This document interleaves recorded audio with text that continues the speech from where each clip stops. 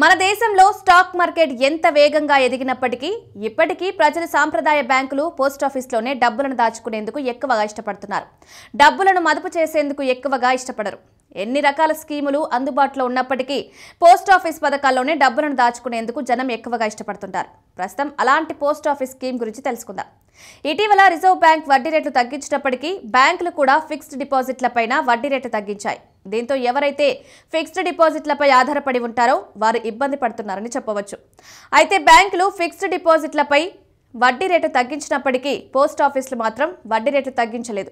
Post ఆఫీసులు పాత వడ్డీ రేట్లనే కొనసాగిస్తున్నాయి. ఈ నేపథ్యంలో బ్యాంకుల కన్నా కూడా పోస్ట్ ఆఫీసులోనే ఫిక్స్డ్ డిపాజిట్లపైన ఎక్కువ వడ్డీ ఆదాయం లభించే అవకాశం ఉందని చెప్పవచ్చు. సాధారణంగా పోస్ట్ ఆఫీసులో టర్మ్ డిపాజిట్ పేరిట ఫిక్స్డ్ డిపాజిట్లు సేకరిస్తున్నారు. ఇందులో ఫిక్స్డ్ డిపాజిట్ పేరిట నిర్ణీత మొత్తాన్ని బ్యాంకులు సేకరించి నిర్ణీత కాల వ్యవధిపై వడ్డీ చెల్లింపులు చెల్లిస్తుంటారు. సాధారణంగా టర్మ్ డిపాజిట్లు 1 సంవత్సరం, 2, 3, 5 సంవత్సరాల వరకు ఫిక్స్ చేసుకోవడానికి ఉంటాయి. ప్రస్తుతం మీ పిల్లల పేరిట 1 లక్ష రూపాయలను టర్మ్ డిపాజిట్లో ఫిక్స్ చేసినట్లయితే ఎంత వడ్డీ లభిస్తుంది?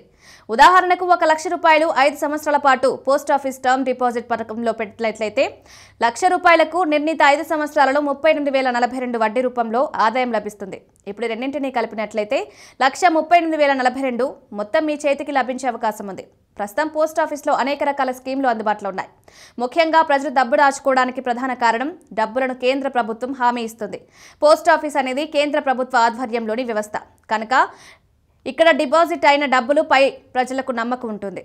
అందుకే పోస్ట్ ఆఫీస్ స్కీమ్లకు అంత డిమాండ్ ఉంటుంది.